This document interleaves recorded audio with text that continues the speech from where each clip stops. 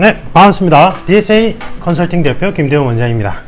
이번 영상은 야심차게 준비한 프로젝트 면접을 위한 시사상식 풀이, 아주 쉽게, 그래서 루터쌤과 함께하는 시사상식 풀이. 루터쌤이라는 거는 제가 이제 예전에 국내 최고 특목고생들을 가르친 적이 있었거든요. 근데 특목고생들 가르칠 때 거기가 이제 영어 이름을 쓰게 했어요. 그래서 저는 영어를 잘 하지도 못하는데 영어 이름을 만들어 오라 하니 루터, 제가 이제 그 목사님 루터가 아니라 제가 가장 좋아하는 드라마 중에 하나가 영국 드라마인데 루터예요. 루터 아세요? 그 이제 형사가 연쇄살인범을 잡는 형사반장 얘기인데 그 영들을, 영국 드라마를 정말 좋아해요. 그래서 루터. 그래서 이제 특목고생들이나 특목고 준비하는 학생들이 루터쌤이라고 불렀어요. 루터쌤 이러면서. 그래서 제가 이제 그 불경 칼리 동호회 지도사범 지도하는 쪽에 유튜브에 루터쌤 아카데미 채널이라고 있어요. 그건 이제 나이프 디펜스에 관한 영상들인데 거기서 제가 루터쌤이라고 하거든요. 그래서 루터쌤. 오늘 사실은 그래서 오늘 할 시사상식은 선택적 정의에 관한 개념이에요. 선택적 정의에 대해서 여러분들 많이 들어보셨죠? 그래서 선택적 정의 개념을 제가 쉽게 풀이해 드릴게요. 최근 시사 이슈를 활용해서. 시사상식이 심층 면접에서 그렇게 비중이 높지는 않은데 이 시사상식이 어느 정도 있어야지만, 발음이 잘 안 나. 시사상식에 대한 어느 정도 배경 지식이 있어야지만 여러분들이 심층 면접에서 시사 이슈를 분석하거나 어떤 답변을 할 때 내용이 풍부해질 수 있어요. 그래서 뭐 직접적으로 선택적 정의 개념이 뭡니까? 여기에 대해서 대답을 하기 위해서 뭐 알아야 되는 것도 있겠지만 그거는 비중이 사실은 그렇게 높진 않고, 시사상식의 배경 지식에 대한 내용, 이게 깊어질수록 여러분들의 답변의 내용이 풍부해질 수 있다는 장점이 있기 때문에 저희 채널은 이제 필기준비생분들도 많이 보시고, 그 다음에 면접준비생분들도 많이 보시고, 그 다음에 현직자분들도 의외로 많이 보세요. 그래서 현직자분들은 교양을 위해서 이걸 보시면 좋고, 그 다음에 면접준비생분들은 면접에 직접적으로 도움이 되니까, 그 다음에 필기준비생들한테 아주 좋은 것 같아요. 그래서 짬짬이 제가 올려드리는 시사상식 영상을 보시면 배경지식이 좀 많이 풍부해질 수 있을 것 같아요. 제가 오늘 기분이 되게 안 좋았어요. 요즘에 이제 해경면접 시즌인데 저번 시즌도 그렇고 기분이 좀 많이 다운될 때가 언제 그러냐면 제가 웬만한 군 특수부대 이제 직업 군인들이죠. 장교나 부사관, 그 다음에 이제 뭐 육해 공군, 이제 직업 군인분들을 코칭을 많이 해봤거든요. 많이 해봤는데 되게 그 다음에 이제 뭐 국방과학연구소라든지 뭐 이런 아주 메인 부서들 있죠. 중요한 업무를 하시는 분들, 이런 분들이 직업 불안정성으로 인해서, 또는 직업 여건이 별로 안 좋아서, 또는 직무상 한계로 인해서 뭐 계급 정년제라든지 여러 가지 이유로 그만두고 나와야 될 때, 그래서 이제 경찰 쪽이나 경찰이나 공안직 계통으로 많이 진출을 하시는데 그럴 때마다 기분이 별로 안 좋아요. 군인이 대접받는 나라가 제대로 된 나라예요. 군인이라는 직업은 외적으로부터 국가를 보호하는, 국가의 존재 자체를 보호하는 매우 중요한 임무를 가지고 있는 분들이죠. 그리고 우리나라는 의무복무니까 저도 군인이었고, 저는 이제 맹호부대 나왔거든요. 저희 때는 이제 군 생활이 조금 길었는데 제가 군대를 하도 늦게 가지고 나이가 많을 때 갔어요. 나이가 많을 때 갔는데, 제가 맹호부대에서 있던 시간은 제 젊은 시절에 아주 중요한 시기에 군대를 가는 바람에 사실은 이제 법대에서 되게 고생을 했어요. 이제 군대를 안 간 친구들은 그 시간에 이제 공부를 많이 할 수 있는데, 저는 그 시간에 군대를 가는 바람에 머리는 머리대로 굳고 손해를 많이 본 거죠. 그럼에도 불구하고 저는 맹호부대에서 보낸 시간이 제 인생에 있어서 매우 값지고 소중한 시간이었어요. 거기서 훈련을 하면서 나름대로 이제 깨달은 지혜들 이런 것들 뭐 저는 이제 일반 병으로 다녀왔지만 그런데 이제 직업 군인으로 갔다 오신 분들은 말 그대로 본인의 목숨 걸고 나라를 지키는 일을 하시는 건데 이게 이제 군도 관료제 집단화 되면서 군의 본연의 목적성을 상실하게 되면 이제 우수한 인재분들은 진급을 오히려 못하게 되거나 근무 여건이 안 좋아지면서 우수한 인적 자원이 많이 이제 군에 남아있지 않고 나오게 되는 거죠. 그런 분들 코칭하면 많이 안타까워요. 우리나라 이 시스템에 대해서.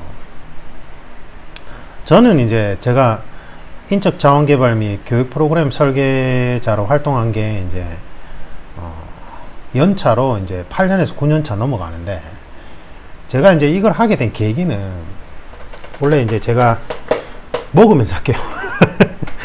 넣어가지고 제가 원래 이런 걸 안 좋아해요. 이 팥빙수거든요. 팥빙수. 원래 이런 걸 안 좋아해요. 저는 여름에도 그 아메리카노 커피 먹을 때 아이스를 안 좋아해요. 저는 따뜻한 커피를 좋아하고 이러거든요. 근데 이게 나이가 드니까 벌써 갱년기가 오는 건지 속에서 열이 나는 것 같아요. 그래서 요즘에 이런 걸 먹기 시작했어요. 근데 팥빙수를 뭐 설빙이나 이런 데 가게에서 먹기에는 코로나 때문에 좀 그래서 이걸 사서 자꾸 먹게 돼요. 시원한 맛에. 무슨 얘기까지 했죠? 그래서 제가 이제 이쪽 분야의 전문가로 이제 활동하기 시작한 계기점이 제가 이제 30대 중반 후반 때 다양한 분야에서 스카우트 제의를 받았어요. 뭐 다양한 분야라 하면 뭐 많아요. 근데 이제 뭐 자세히 얘기하기엔 그렇고 유튜브에서. 근데 이제 그렇게 스카우트 제의 받은 곳 중에 제일 대표적인 곳 중에 하나가 좀 유력한 단체로부터 이제 정치 입문을 좀 제의를 받았어요. 그러니까 지금은 제가 좀 이런데 그때는 좀 뭔가 지적이면서 되게 호감 있는 뭔가 그런 뭐 그다음에 이제 인권 강사 제안도 받고 그다음에 이제 우리 사회적 소외 계층에 대한 어떤 법률 자문 뭐 이런 것도 제의받고 뭐 하여튼 그런 식인데 그때 이제 정치를 해볼 생각이 없느냐. 그러면 이제 뭐 좀 유력 단체로부터 그렇게 지원을 받으면 이제 구의원부터 시작해서 차차차차 올라가는 거예요. 근데 이제 그게 유력 단체는 어느 정도 표가 확보되는 곳이니까 이제 지원을 받으면 이렇게 올라가요. 이게 올라가는데 그리고 이제 저한테 소질이 있다고 하더라고요. 제의는 너무 감사하죠. 제가 뭐라고 이렇게 이제 내가 뭐 그런 걸 하기에는 언감생심이다. 이거는 말이 안 된다. 이제 이렇게 생각하고 이제 저는 이제 계속 공부를 많이 하던 사람이니까 헌법에서 나오는 이제 헌법에서 규정 이제 헌법은 국가 창설 기능이 있으니까 헌법에서 규정하는 어떤 사회 시스템이 실제 국가 운영에 있어서 어떻게 작동을 하고 어떠한 보완점이 필요한지가 궁금한 거예요. 그래서 제가 이제 한 8년 전부터 공공기관을 대상으로 공기업이나 뭐 경찰이나 공무원이나 이런 쪽 공공기관을 대상으로 이제 코칭 분야를 한정하고 좀 주력해 왔어요. 그래서 이제 공채 뭐 각 공공기관 공채 그 다음에 특채는 엄청 다양하죠. 뭐 대테러 전문가, 프로파일러 전문가,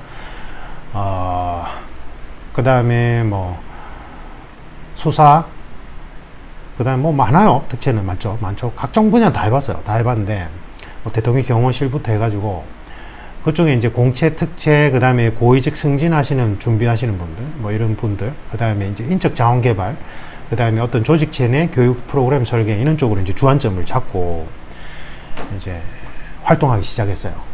근데 이제 하면서 느낀 게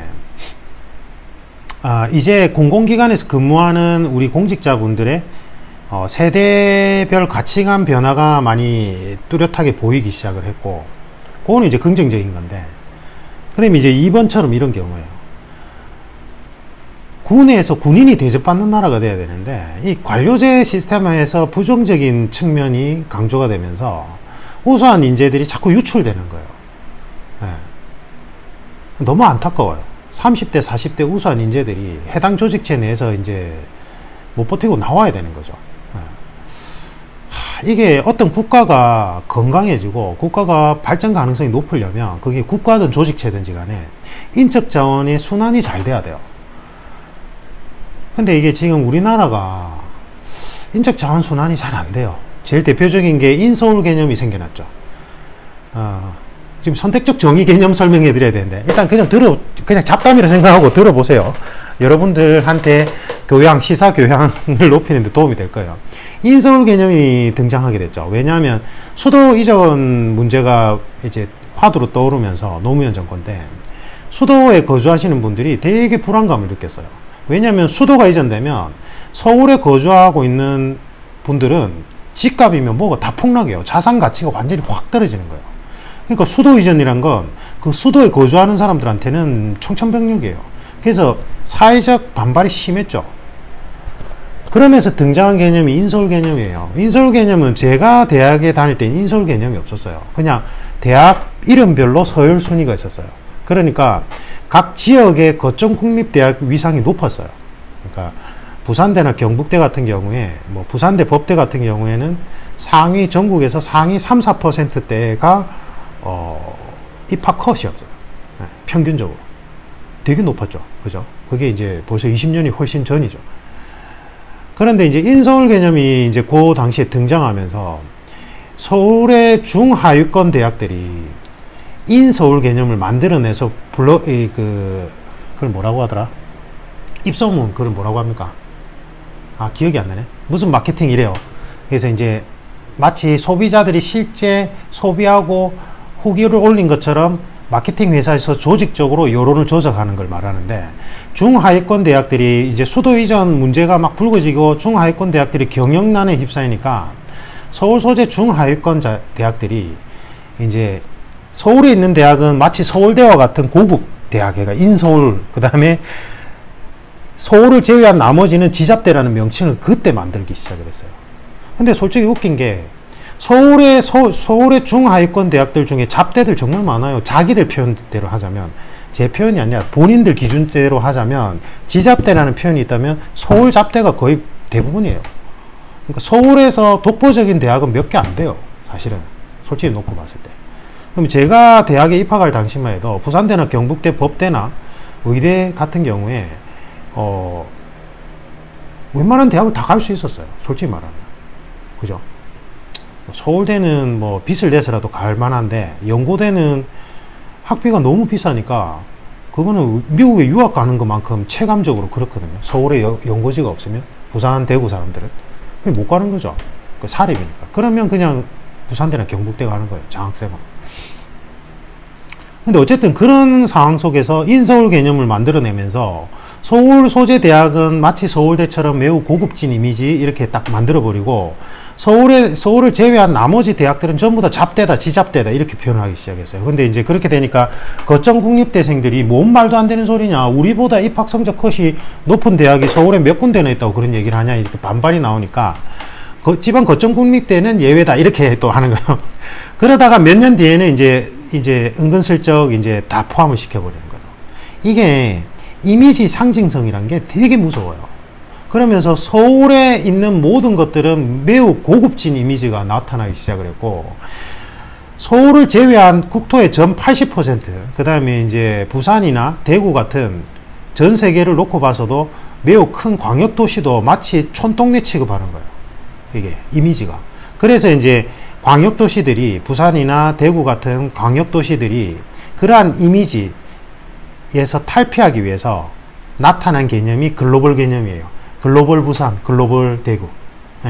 그러니까 인서울 개념이 고급 이미지로 구축이 되면서 나머지 인서울을 제외한 나머지 도시가 마치 촌통제처럼 낙후된 걸로 비교가 되니까 이제 그러한 도시들이 글로벌 경쟁력을 갖추고 우리는 글로벌 해양 도시다, 이런 이미지를 구축하려고 노력을 많이 하는 거죠.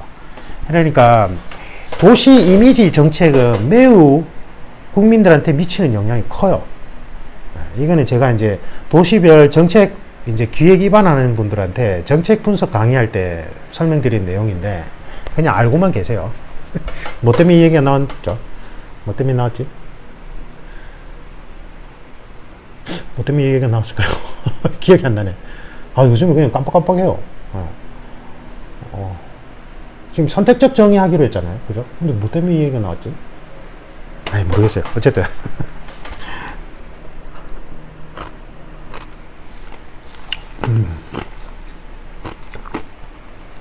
근데 이거 먹을만 한 것 같아요. 제가 설빙이 나오고 나서 팥빙수, 이제 원래 팥빙수는 얼음이 단단하잖아요. 근데 설빙이 나오고 나서는 되게 부드러워졌잖아요. 그러니까 사람 입이 간사한 게 설빙을 먹고 나니까 기존에 얼음으로 간 덩어리가 딱딱한 팥빙수를 못 먹겠는 거예요. 근데 이제 코로나 때문에 이용을 못하니까 이런 슈퍼에서 파는 이런 팥빙수도 괜찮네요. 시원하고.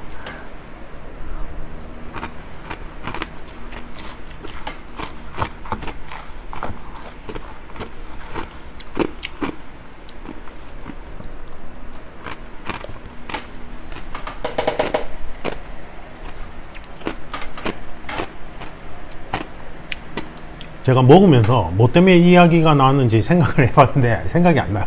그냥 넘어갑시다.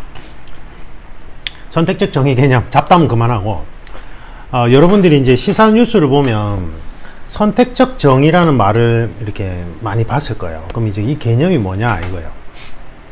우리가 지금 현재 사회 통념상 쓰이는 선택적 정의의 개념은 내로남불하고 조금 비슷한데 뉘앙스가 약간 달라요. 다른데 이런 거예요.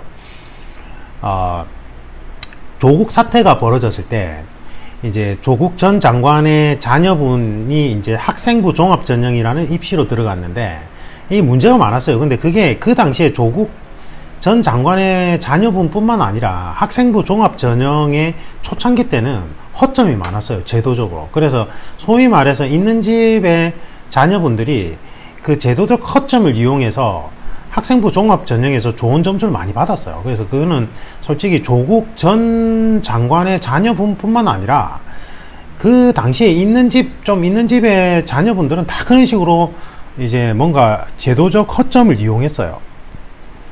그래서 이제 그게 문제가 많이 되고 나서 학생부 종합전형에서 보완을 많이 했지만 학생부 종합전형 자체가 문제가 많아요. 그냥 깔끔하게 수능으로 그냥 통일하는 게 제일 나아요. 수능으로 통일해야지만 소위 말해서 그런 있는 집의 자녀들도 어쨌든 자기가 가서 쳐야 되잖아요. 근데 학생부 종합전형은 그 입시 컨설턴트가 장기간에 걸쳐서 다 만들어 줄 수 있어요. 그 스펙을요. 그러면 이제 이게 그런 돈 있는 자녀들하고 돈 없는 자녀들하고 갭이 너무 벌어지는 거예요. 그냥 수능이 제일 공평해요. 제가 생각해 보면. 어쨌든 그때 이제 조국 전 장관의 이제 자녀의 입시 의혹과 관련해서 이제 고려대생들이 되게 항의를 많이 했어요. 그래서 고려대생들이 막 조국 전 장관의 뭐 조민시죠에 대해서 수사를 뭐 해라 하면서 막 데모도 하고 뭐 이랬어요. 그랬는데 이제 그것까지는 좋아요. 그래서 이제 나름대로 정의 구현을 위해서 우리나라의 지식인인 대학생들이, 그것도 이제 고려대 대학생들이 이제 뭐 그런 이제 막 데모 아닌 데모처럼 뭔가를 했어요. 액션을 취했어요. 괜찮아요. 거기까지는 괜찮은데, 그리고 나서 조금 있다가 고려대에 이제 조국 전 장관은 서울대 교수님이잖아요. 고려대 교수님들이 뭔가 교수의 직위를 이용해서 조직적으로 뭐 이렇게 여러분이 이제 뭔가 그런 입시와 관련된 부정부패를 저지른 거예요. 고려대 교수님들 중에 몇몇 분들이, 다 그런 건 아닌데 몇몇 분들이. 그래서 거기에 대해서 사회적 문제가 생겼는데, 그 조국 전 장관 자녀 입시에 대해서 그렇게 막 정의를 부르짖던 그 고려대 학생들이 조용한 거야. 네. 본인들 대학의 교수님들이 비슷한 상황에 이제 노출이 돼서 사회적 물의를 일으켰는데도 조용한 거예요. 그래서 이제 그걸 보면서 일부 사람들이 선택적 정의냐, 너희들 입맛에만 맞을 때만 정의를 부르짖는 거냐, 왜 고려대 교수님들의 그러한 부정과 비리에 대해서는 침묵하느냐. 네. 그럴 때 선택적 정의를 활용하고 있다. 그 고려대 학생들이 선택적 정의를 부르짖고 있다, 이렇게 얘기하는 거예요. 약간 이해가 가세요? 조금 더 자세히 설명드리면 이런 게 있어요. 여러분들 그 이근씨 알죠? 이근씨, 이근전 대회 유명하잖아요. 유튜브에서 아주 인플루언서잖아요. 제가 이제 그 칼리 쪽에 이제 이분하고 같이 훈련도 하고 한번 뵀어요. 이제 같이 술도 한번 먹어보고, 저는 그때 느낌이 이분이 이제 뭐 전직 군인 느낌이라기보다는 되게 이제 그 당시 때도 방송에 출연하고 이런 상황이라서 뭔가 연예인을 보는 느낌이었어요. 그랬는데, 되게 이제 인기가 좋았어요. 제가 이제 칼리 수련하는 모임에 그 지인분들한테 인기가 좋았다고요, 이분이. 그랬는데, 이제 제가 이제 그 SNS에서 활동할 때 보니까 그 이근시 지인분들이 군경이 많죠. 군인들이 많은데 그 서울 오고돈 전 부산시장 성추행 사건하고 그 다음에 서울시장 전 서울시장 이름이 기억이 안 나네 또. 저 이상해요 머리가.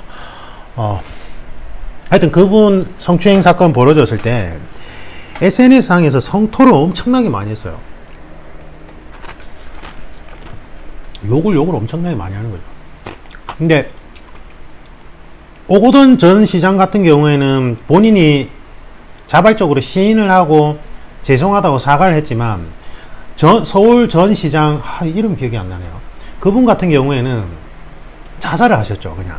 그래서 이게 사실은 법원에서 명확하게 판결이 나온 상태는 아니지만 누구나 상황적으로 성추행이 일어났을 거라고 생각하는 거죠. 그래서 이제 피해 여성 공무원께서 이제 미투를 하셨고, 그죠? 그래서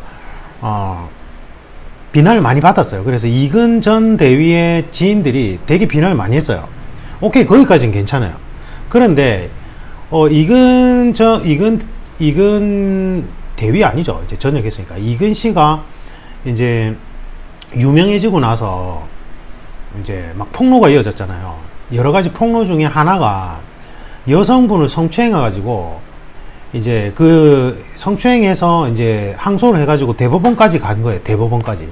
우리는 3심제니까 대법원까지 가서 최종 판결이 난 게 이제 여성을 성추행한 게 인정되고 그래서 벌금형을 받았단 말이에요. 그런데 이근 씨는 아니라고 계속 이제 잡아떼고 있는 거죠. 대법원의 판결이 잘못되었다고 얘기하는 거예요. 대법원까지 판결이 나온 거에 대해서. 그럼 일단 우리가 객관적으로 생각할 때는 오고돈 전 시장이나 이제 서울 전 시장 사건 케이스와 연결해서 보자면 이거는 명확하게 대법원 판결까지 난 거니까 성추행이 했을 거라고 뭐 법원에서 판결이 난 거니까. 그죠? 근데 당사자는 명확하게 계속 부인을 하는 건데 이근 씨의 지인들이 그러니까 뭐 부산 전 시장이나 서울 전 시장의 성추행 사건에 대해서 막 이제 욕을 하던 분들이 이근 씨에 대해서는 실드를 치는 거야. 오히려 이게 선택적 정의예요. 네. 만약에 이근 씨 사건에 성추행 사건에서 대법원 판결까지 난 건데도 이제 그렇게 실드를 쳐버리면 그러면 오고돈 전 시장이나 그 다음에 이제 서울시장 그분 지지자 완전 그걸 뭐라죠? 극성 지지자들이 아니다. 오히려 그 뭐 여성 공무원이 요구했던 것이다 이런 말도 안 되는 헛소리도 같은 맥락이잖아요. 그렇게 따지고 들면 맞죠? 그러니까 이쪽에서는 이게 정의고 이쪽에서는 본인들의 지인이란 이유로 실드를 쳐주는 거죠. 이게 선택적 정의예요. 되게 실망했어요. 저는 솔직히 말합니다. 이근 씨의 지인들 이게 만약에 그 해당 여성분이 만약에 이제 이게 이근 씨의 주장이 사실이라면 그나마 나은데 만약에 아니라면요 대법원 판결까지 난 거잖아요. 그러면 대법원 판결까지 나오고 진짜 이 피해 여성분의 주장대로 성추행이 이루어진 거라면 이 피해 여성분은 지금도 계속 2차 가해를 받는 거예요. 왜? 나를 성추행해서 대법원에까지 판결을 받아서 벌금형에 처해졌던 사람이 유튜브에서 아주 유명한 사람이 돼서 자기는 무조건 성추행 안 했다고 잡아떼고 거기서 이제 한 70만 80만의 팬덤이 형성되면서 마치 그 사람을 마치 우상화하듯이 막 연예인 보듯이 그런 추종 세력이 생겨나는 거예요. 그럼 이 피해 여성이 마치 꽃뱀처럼 묘사가 되는 거예요. 이렇게 되면 예? 피해 여성이 아무 죄도 없는 남자를 괴롭힌 것처럼 된다고요. 맞죠? 근데 만약에 이게 대법원 판결이 사실이라면요 여성분의 성추행 사건이 사실이라면 어떻게 돼요 이게? 그러면 이 여성분이 지금 진짜 끔찍한 상황인 거예요. 나를 성추행했던 놈이 반성하는 것도 아니고 아니라고 잡아떼면서 버젓하게 유튜브에 스타로 활동하는 중이다. 얼마나 끔찍할 것 같아요. 그러면 아까 부산 전 시장이나 서울 전 시장의 성추행에 대해서 비판을 했던 분들이라면 이근 씨가 아무리 지인이라도 이 부분에 대해서는 잘못한 부분에 대해서 오히려 조언을 해주는 게 맞죠. 진심 어린 사과를 하고 방송 활동을 하라고 조언해 주는 게 맞지.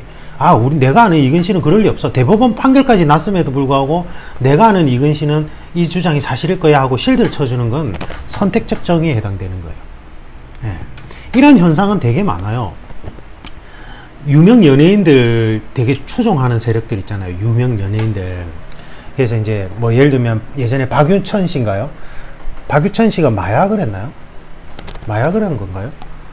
막 성추행했던 분도 있고 마약했던 분도 있는데, 뭐 아이돌 가수가 예를 들면 뭐 A 씨가 이제 어떤 여성분을 약을 먹여서 성폭행을 했다고 칩시다. 그런데 비슷한 동일 사건의 일반인 사건을 보면서 막 분노했던 그 해당 A 씨의 팬들이 내가 좋아하는 우리 연예인 오빠는 그럴 리가 없어 하면서 피해 여성이 마치 꽃뱀인 것처럼 몰아가면서 실드를 쳐준다면 이건 선택적 정의에 해당되는 거예요. 이해가 되세요 이제? 그래서 선택적 정의 개념은 되게 안 좋은 개념이에요. 그러니까 우리가 국민의 한 사람으로서 사회 구성원으로서 사회 이슈에 대해서 냉철하게 비판하는 건 괜찮아요. 그거는 이제 오히려 필요해요. 민주시민권자로서 어떤 비판적 시각을 가지는 건 반드시 필요한데, 그 비판적인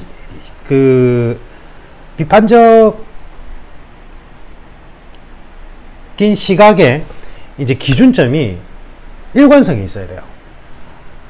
이쪽은 나하고 친분이 있으니까 실드 쳐주고, 이쪽은 안 돼! 이러고. 이게 선택적 정의 개념인 거예요. 됐어요? 그래서 이게 이제 어떤 정치권의 극성 지지자들한테 흔히 나타나는 현상 중에 하나예요. 이해가 되시죠? 최대한 쉽게 이해시키려고 제가 설명을 풀어서 설명드렸는데, 그래서 선택적 정의는 자기 모순을 드러나게 하고 이 사람의 신뢰를 할 수가 없어요. 그래서 제가 이근 씨 지인분들에 대해서 다 좋은 분들이에요. 그분들 다 좋은 분들이고 되게 좋은 분들이고 아는데, 그 사안에 대해서는 제가 도저히 이게 납득이 안 가더라고요. 그 부분에 대해서는 실망을 좀 했어요. 왜냐면 그분들이 평소에 되게 윤리적 잣대를 가지고 이제 사회 비판을 많이 하시던 분들인데, 딱 그 부분에 대해서는 실드를 쳐버리니까 이거는 딱 선택적 정의잖아요. 그러면 이 지인분들, 이근 씨 지인분들이 너무 좋다가도 이제 이분들은 나중에 어떤 무언가 건전한 비판을 하더라도 자기 입맛에 안 맞으니까 저런 비판하는가 보다, 이렇게 생각할 수밖에 없다는 거예요. 그래서 그 해당 선택적 정의를 하는 사람에 대한 신뢰도를 이제 저하시키는 거죠. 이제는 그 사람들 얘기하는 걸 믿을 수가 없는 거죠. 맞죠? 지 입에 안 맞아서 비판하는갑다, 이렇게 오해를 할 수 있다는 거예요. 그래서 선택적 정의는 되게 조심하셔야 돼요. 우리가 흔히 하기 쉬운 실수 중에 하나이기도 해요.